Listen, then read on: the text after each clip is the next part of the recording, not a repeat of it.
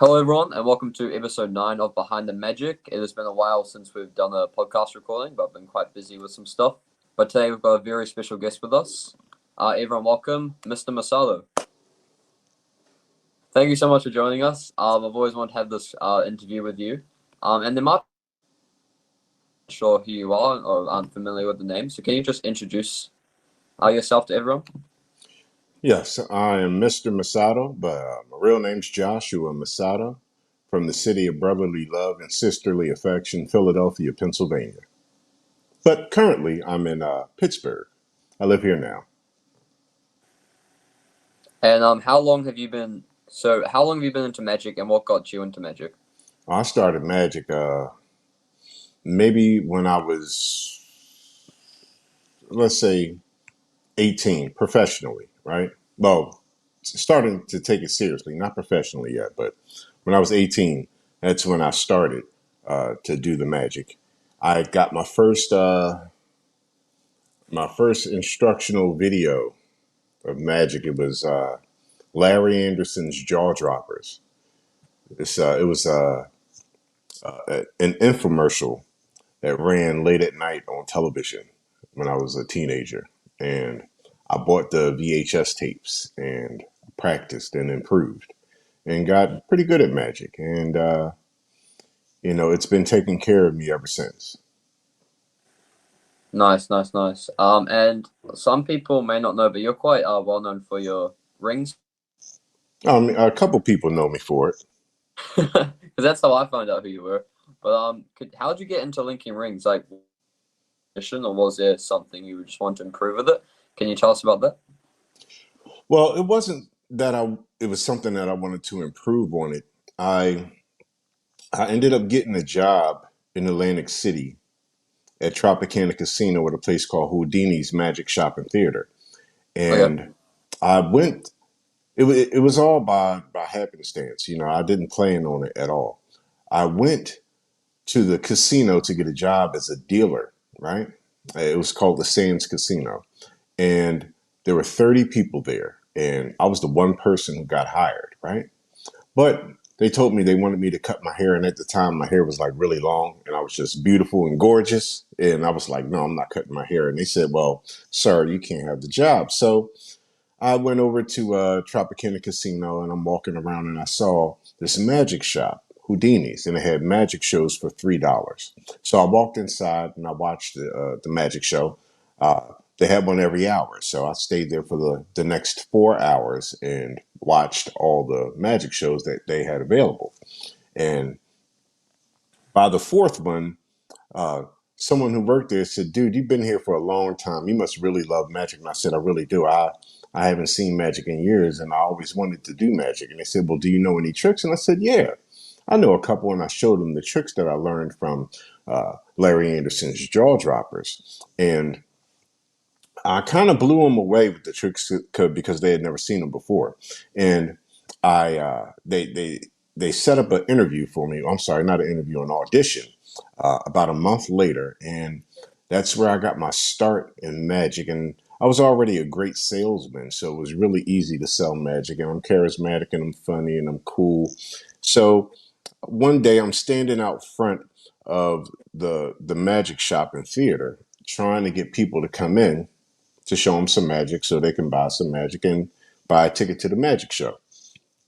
So in order to do so, I had to grab people's attention. And I'm looking in the display case of the magic shop, and all the way down at the bottom of the display case in the back, right, with some other magic junk on top of it, there was a white, nondescripted box. And I opened it up, and inside were linking rings. And I started to practice. A magician by the name of Anthony Salazar showed me the basics. Just very simple how to link and unlink properly. okay, And from there, he wouldn't teach me anymore. He said, well, it's up to you. So I practiced and I wanted him to be proud of me and I wanted to show off a bit. So I really practiced really hard. And I mean, like I made my friends my friends and family members just sick of the rings, you know. And I practiced every day and started grabbing people's attention after a while. You know, I never thought anything of it. I was just doing my own thing. Turned out I had independently uh, come up with a lot of new moves that people had never seen before, and also moves that were already on the market. Uh, Namely, quite a few from Chris Capehart, like the Crash Link, and uh, so some moves from Masahiro Yanagida's routine ninja rings, made popular by Shutagawa, and a few others. I had many influences over the years because of the buzz that the rings created for me, and I've done really well with them, really well with them over the years. I've traveled the world and I've made amazing friends, and my wife even I blew her away, and that's how she ended up marrying. She's crazy for marrying me, but it was all thanks to the rings, you know. But Well, that's just a little something. I can talk for hours about those rings. I don't know how many other questions you got. I want to leave some room. yeah, yeah, that's a good idea actually. We'll stay off the rings for a bit, and then we'll bring them up later, just so we're mixing things up a bit. The next question I was going to ask you is, what is your funniest gig story you can share with me? Oh wow. Uh, you put me on the spot. I don't know right offhand. The funniest. I don't know. I don't know. Let me think about it, and like Yeah, yeah, yeah. Let I'll me know come when I'll something come comes back to up. it. Like Yeah, all good, all funniest good. gig. Uh, a dude died at the show. Oh, okay. Like he was like, "Oh my god!" and you know, we kind of he was like, "Wait, is he all right?" You know, and we stopped the show, and it was like, "No," like, and they had to get the ambulance. He didn't die. They brought him back though. They was like, "Clear, boom," and they brought him back, and he sat down. He said, "I'm good," and he stayed and watched the show. No, I'm joking, bro. I just made that up. I was trying to think of something, but I can't. Oh, I can't think of. Don't you worry, actually. nobody died. Nobody died. No, Oh, okay, no. good. I was gonna say that was a bit concerning. Imagine just shocked him that much that he just went down. Yeah, no. But the I know what you mean. Like something crazy to happen. I can't think of nothing right offhand. Yeah, but like I said, if something pops up in my head, you know, I'll pop up with that story. All good, all good. Next question we're gonna talk about is, other than linking rings, what other tricks or props do you like performing with, and why? Well, I mean, to be honest, can I be honest, Dylan? Yes, oh, 100%. This is what this podcast is for. Okay, cool. I really don't care about any other magic trick, to be honest. Oh, Like, okay. like linking rings. I think it's done more for me than anybody else. You know, it's Messado rings. Like I created my own line. You know, they've been everything to me. I've been obsessed with them. Like to be totally honest, in order the reason that you know who I am is because of an obsession. You know, you had to be really dedicated when everybody told me, oh, do some card tricks, do some coin tricks. That's what everyone else does. Like, I never do what they do. I always wanted to make my own lane. You know what I mean? Where I don't have any competition. And I don't. To be totally honest.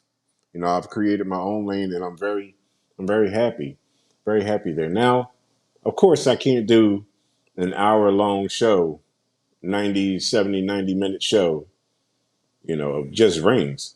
But my other tricks that I like are the classics, and some of the tricks that I started with. Like I like telling the stories of how how I came to love the trick that I'm performing, or some history behind it, or something like that. So I like the cups and bowls, Mm. because that's classic, and that's a trick you have to perform.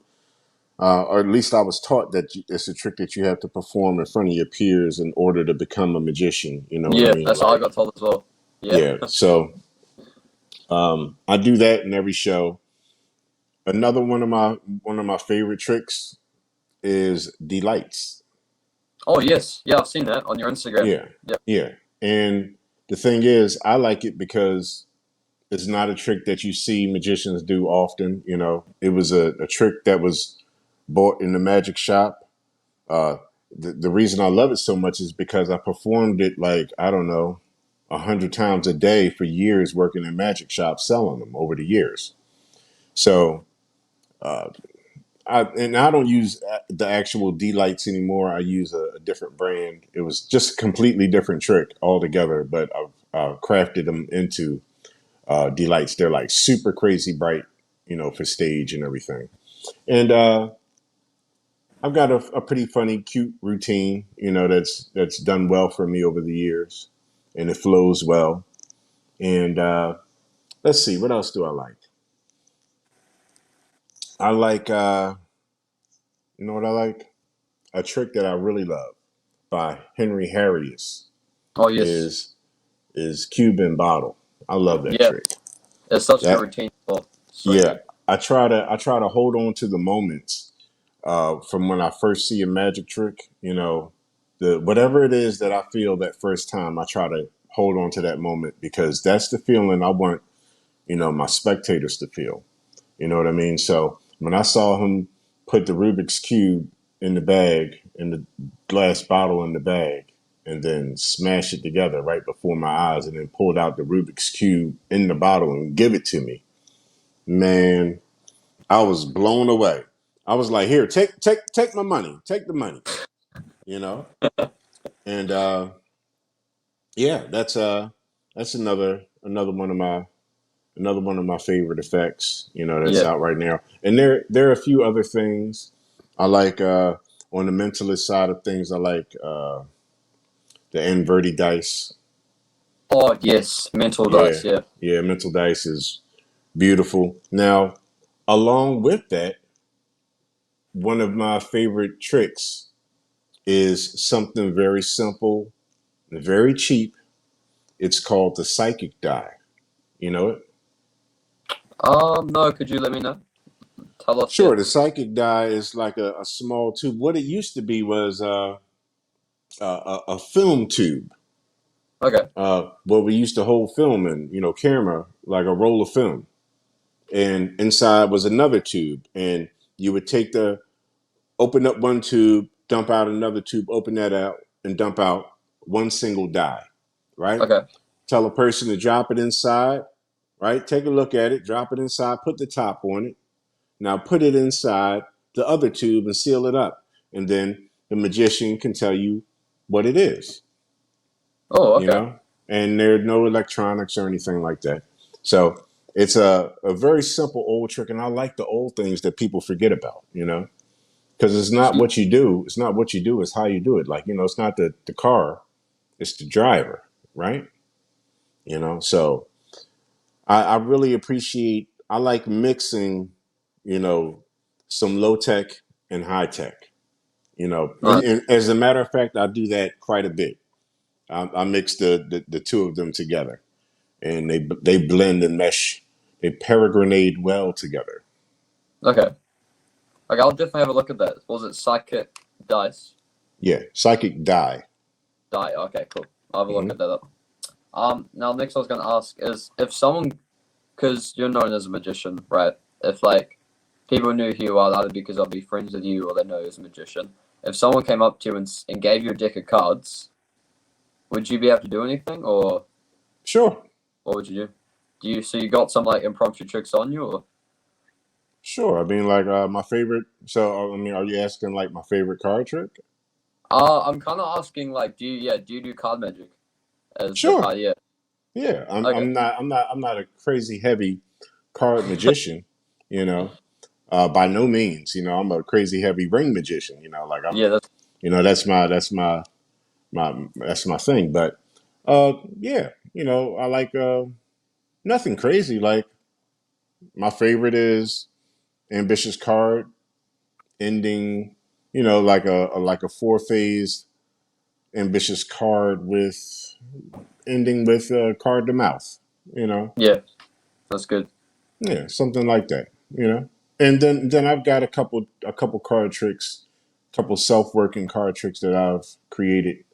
And in fact, I got a trick.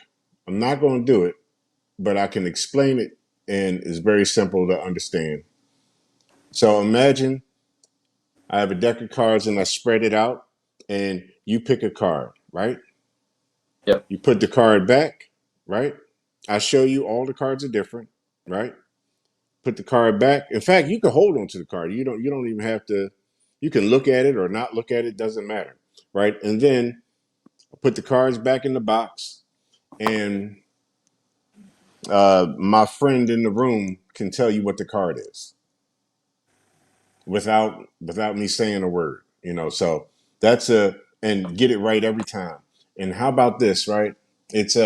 It's transmitting, right? Definitely transmitting in such a silent way that nobody would ever know.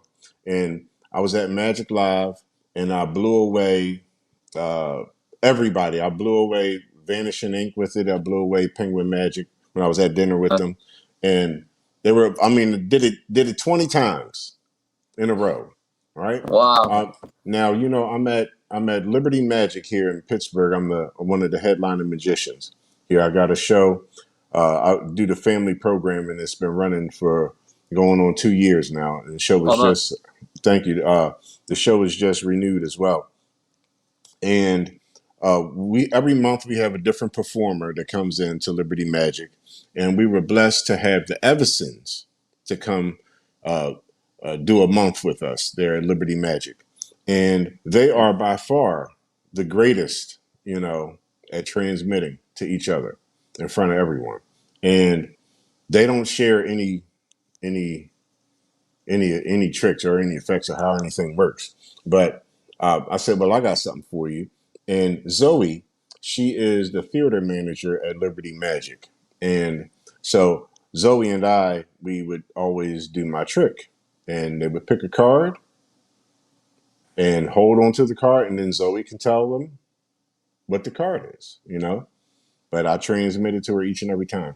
And Penguin I tried to tell Penguin. I was telling the people from Penguin Magic, like yeah, like what is it's real. It's an actual gift. Like I really do it, bro. Right? And he was believing it for like 5 minutes, right? And then I let him off the hook. And then so he asked if I wanted to put that out. And I've got a self-working card trick called uh, Everybody Loves Me. All right. And it is being published in Genie magazine next month. Oh, okay. I'll definitely check that So out. yeah. So yes, I do a couple card tricks here and there. But am I crazy about card tricks? I mean, they're great. You know, some of them, not all of them. You know So what? is I'm that sorry. transmit? Sorry, all good. Oh, you can finish off. It's all good. No, no, go ahead, go ahead. I forgot what I was going to say anyway. Go ahead. Okay. Oh, yeah. What I was gonna say is that transmitting trick? Is that an original method, or is that like Yeah, a? yeah, Oh, yeah, wow. yeah, yeah. Now, here's the thing. Everything's already been done, right? Everything under the sun has already really been done, right? Yeah. So what I did was I found two completely different methods of something, right?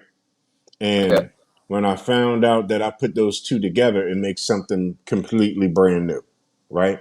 Now, most people wouldn't even admit to that. I don't have to admit to it. I could have just said, like, yeah, I came up with it by myself, which I did, but I didn't because I'm pretty big. I'm kind of old school when it comes to giving credit. So there were a couple of tricks, really, really old tricks that I found completely separate, right? They have nothing to do with each other. And when I applied the two together, it created something completely new, right? The two principles I put together and created a new way of transmitting. And it was it's just phenomenal. It's flawless, especially especially if you do it once, it's undetectable. I mean, I would have to do it 20, 30 times for people to figure it out, you know. Does it use the cards? That's all I'm gonna ask. It doesn't have to. Oh, okay, yeah, I have no idea. It could. I mean, I could use the cards, or I don't have to use the cards at all. You know, you can use your phone, use all types of stuff. You know, it's and crazy. and you never gonna like publish this or anything? Just gonna be like something you just want to keep to yourself and oh,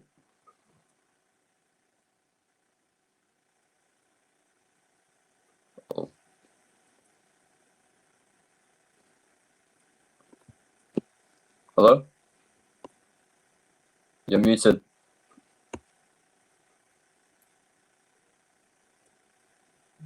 What happened there? Hello, yeah. Hello, There we go. can you Yeah, hear what me? happened there? Did you just Oh no, disappear? my wife was calling. Oh, sorry, all good, all good. Yeah, yeah, Yeah. you can, it's all, yeah, feel free to pause or anything, it's all good. Stuff like that. But anyway, yeah, what was I was saying is, are you ever gonna like publish this? Or you gonna keep it to yourself, or what do you think? Oh no, no, no, no, no, no. I'm gonna publish it. I'm not gonna hold on to it forever. Like, what good is that? You know, don't die with the recipes. You know, like you got to let them out. Like the world needs to know. You know, I've created. I've done. I've done what I wanted to do. You know, as far as creating like a legacy. You know, for people to remember me by. Like I remember when uh now if I did this right, you know what I'm doing, right? Yeah, I'm doing yeah. right. What's that called? It's called a uh The JC grip. JC uh JC thingy. Yeah, Yeah, coin. Yeah, JC grip, right? JC good. Yeah, Now, here's the thing. Who is what does JC what does JC stand for? I Don't have no worry, idea. I have no idea either. But guess what though? You know it's the JC grip, right? When you see this, you know a coin is going to appear, right? You know? Yeah, And the thing was, I remember seeing that and I was like, I have no idea who JC is, but everybody know that Jesus Christ or whoever it is, right? The JC grip, I'm like, I want to be famous like the JC grip, okay? So, you know, that's why everything I do is Messado rings and uh some people think that that's the only trick I've ever done and the only trick I know how to do, right? yeah. And you So probably thought that too. That's why he was like, "Hey, so if somebody gave you a deck of cards, would you would you be able to, do a trick with it, Masato? yeah, Like, I'm guilty because I'm a of that. Yeah, you I'm wanted guilty to of know. that. You was thinking that too, right? Yeah, I'm guilty of that. I was thinking that. No, but it's all about branding. You know, it's about creating a legacy. You know, and what better way than putting a stamp on something that's classic, that's time tested, and that you know will last for it's already lasted for millennias and it'll last for even more millennia, you know? And I'd like to go down in history as uh, one of the greatest performers of this magic trick, you know?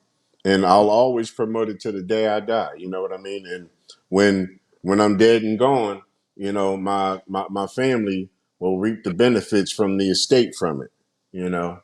And it's I think everybody. Maybe that's not for everybody, but I really believe that is something that people should strive to do. To create a legacy. You Yeah. know, and that's what I've done. That's what I believe I've done with the rings. And it's I'm not done. I still got stuff to release, and Ooh. I got a new set of rings in the makings right now, and that'll be out soon, sooner than later. Oh, I'm excited for that. Yeah. That's I was at exciting. Magic Live and I showed them off to everybody. Everybody seemed to love them. Everybody wanted to buy them, and so I'm sure it'll work out well. I'm sure I will too. But yeah, as you're saying, like a legacy, yeah, I do. If I'm being completely honest, I do think you are probably the best well known to using the linking rings. Like I can't think of anyone else. Yeah, I can't think of anyone else personally, but I do think you've done a really good job at putting yourself out there for the Linky Rings. Because as soon as I think of you, I think of Linky Rings. And as soon as I think of Linky Rings, I think of you as well. Like your stuff is just crazy and just so good. Thank Next you. question I was gonna say is, if are you considering on going any like competitions such as Full Loss, America's Got Talent, or etc., all that stuff, or what is your opinion on them if not? Okay, well, I As a might. magician, I'll say as a magician. So I was just at Fool Us uh, over when I was at Magic Live, right? I was just there, right? Now, here's the thing. I think Fool Us is a phenomenal show. I think that's great. It and they always seem to paint the magicians in a beautiful light. You know, it's not like America's Got Talent where you don't know, which way the title turn. Even if you have a great audition, they could turn it around and make it look like, you know, make you look like a fool. Yeah, And that's true. you sign off on that because America's Got Talent is a reality TV show. You know, it's not real. It's not real competition. It's supposed to be real, but it's not a real competition. It's what they want. And all in all, I think they have made great opportunities for many magicians. I was just with my very good friend from Philadelphia, Mervant, who was on America's Got Talent, and he he didn't win America's Got Talent, but guess what? He's in the show in Las Vegas every night, 5 days a week, 6 days a week. He's in the Wow, show. You know what I mean? wow. And he's the magician in the show, and it's phenomenal. So they created wonderful moments for people, and great careers for a lot of people. I don't. I'm not in competition with anyone except myself. Only one that I'm in competition with is Mr. Messado. I want to better myself. In the future, possibly. Who knows? Who knows? But I don't. Maybe some years ago, maybe 10 or 15 years ago, uh, I would have been much more excited to do something on television. Okay, But yep. I did do Wizard Wars Oh with Penn and yes, Teller, right? yes. So that was before Fool Us. It was probably like the mother of Fool Us. And that was fun. You know, but it's TV. It's cool. I prefer. I'm most comfortable in the theater. You know, uh, doing close up, stand up. That's where I'm comfortable. When they call my name and my heart speeds up as I walk out on stage, and the adrenaline runs through me, I just feel like I can shoot fireworks out my hands. Like, you know, I feel amazing. It's nothing like the hit of adrenaline that the stage gives you. Sometimes I don't know if I'm about to have a heart attack or an orgasm. I don't know what's going on. Like, but I love it. You know what I mean? And I wouldn't change a thing. Like I definitely love performing for people. When the pandemic started and we had to transition to cameras for everything, Yeah, that yep. was that was really rough for me, man. Like that was tough. I was going through withdrawals. Like I couldn't, engage with the people. I wasn't receiving any magic. I got a question for you, right? Yep. What is magic to you? Okay. This is something I've actually thought about quite a bit because it does pop up on a lot of like magic podcasts and stuff. And I do think magic is an art form. And when I do think it is an art form, even though a lot of people don't consider it, I do think I would put up there with like drama and music and all that and dance. Also, I do think I do it. I don't do it to because obviously magic. I don't believe in magic. I mean, none of us really do, but I What? don't like. What? What? You don't Oh, wait. sorry, Hold on a sorry. Cut second. this Hold out. on. Hold on a Cut second. this out. You got to cut that. You got to rewind Cut that that back, out. and you got to edit that out. You can't talk about. I don't believe in magic. Like neither do you. What are you talking about, bro? You tripping? What are you talking about? You don't believe in magic? I believe in magic. So this is the question, right? Yeah. Okay. I don't really know the best. I don't know the best way to. And I don't know the concise manner to say it because this is right off the top of my head. But when I ask, what's the magic for you? You know how we perform magic for people, and then like they're amazed, like, and that's like a moment of magic. Like, what's that to you? Like, what? How do you achieve those moments of magic? Like what has to happen for you to achieve that, if Like that magic makes moments. sense? Do you mean like Yeah, magic moments? yeah. Like Oh, what would okay. have Yeah. to happen? Okay. So yeah, with the spectator, if that's what you mean, like me and the spectator, like what has to happen in Hmm. between it? Okay. To be okay. Yeah. So it has to involve the spectator. Like that's it. Like for ambitious card, for example, my ambitious card routine ends with the card in their hands, and then they turn it over. It's the top card. Yeah, it has to be done in their hands because it's a moment you're sharing with a spectator. It's not you just going like, "Oh, look at me, I have powers and everything. Look at me, I can do all this cool stuff," and just like leaving the spectator out. Because I feel like that's what a lot of magicians do these days. They just like leave the spectator out and just show off, like, "Oh, look at all this stuff I can do. You can't do it." That's right. You know why? It's not about you. Exactly. There It's we not go. about you. It's about the spectator. It's all Exactly. about the spectator. So I said all that to say this: when someone gasps for breath, like when they're taken back, when they question their entire reality, you know, when someone stops for a moment and they ponder and then they look at you, but they look at you differently than they looked at you just a moment ago, right?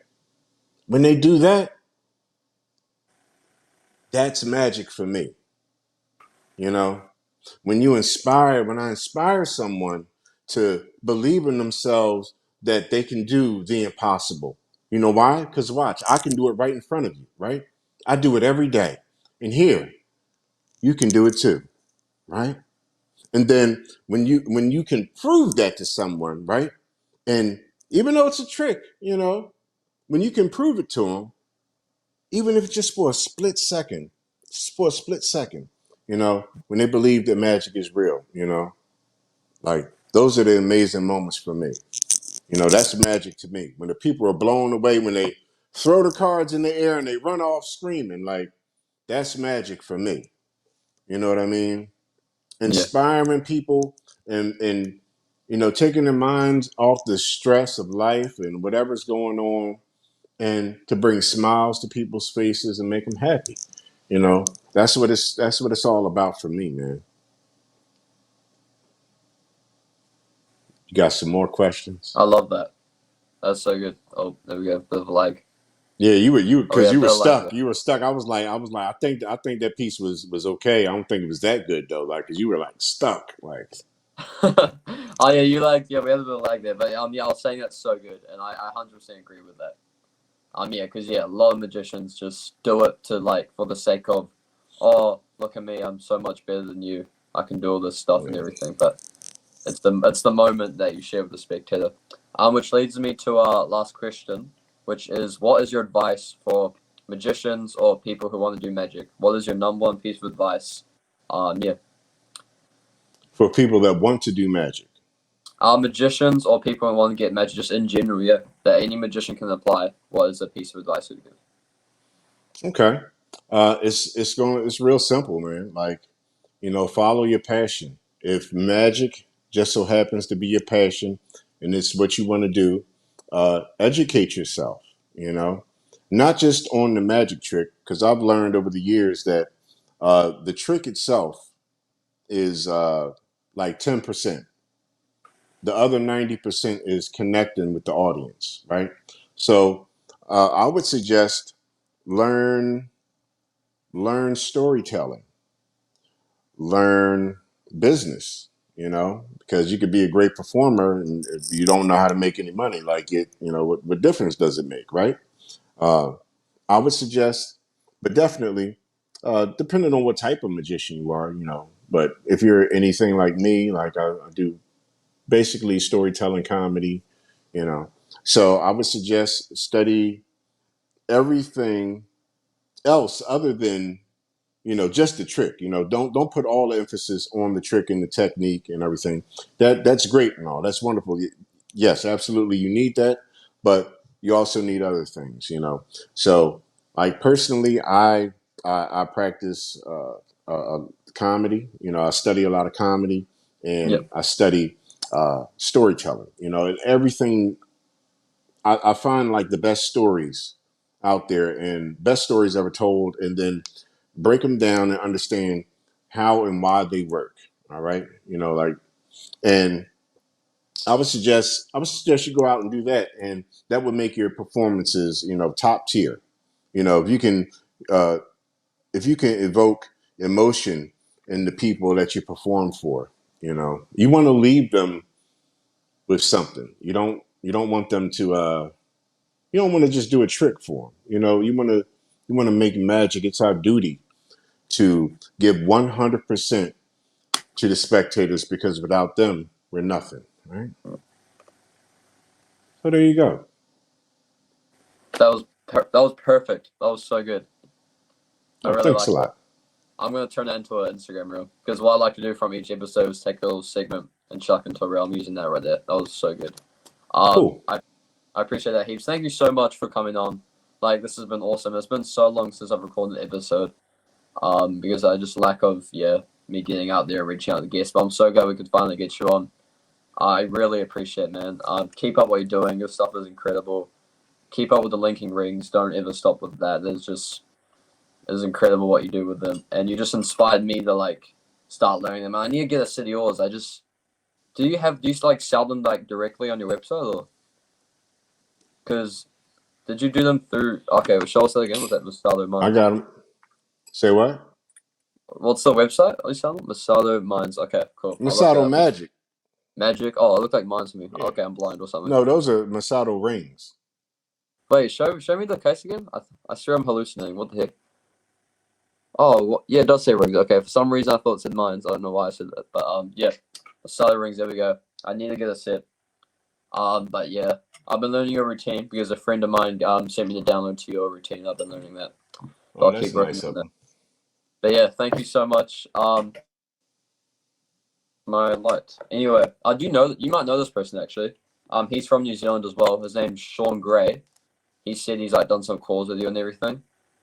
And he told me that you said to him that you've told him like everything you know about ring swim Mm-hmm. when I met with him. You Mm-hmm. familiar with that name? Mm-hmm. Yeah, so yeah, I got these from him. I got this set from him. I only know two people from New Zealand. Yeah, so that's him. Yeah, he's the one that gave me the rings and sent me the download, which was cool of him. But yeah, it was really cool. Mm-hmm. Anyway, we'll talk a bit more. We'll wrap this episode up. But yeah, thank you everyone for joining. Oh, See we're you next. not done. We're not No, done. oh yeah, we're finishing up. I'm just gonna stop recording the episode and then we can. Oh, I'm sorry. I was eating cookies, man. I'm sorry. No, you're bro, you're good. You're good. It's not nothing wrong there. Nothing wrong there. That was my bad. But anyway, yeah, guys, thank you so much. We'll see you next week and take care. And practice, practice, perform.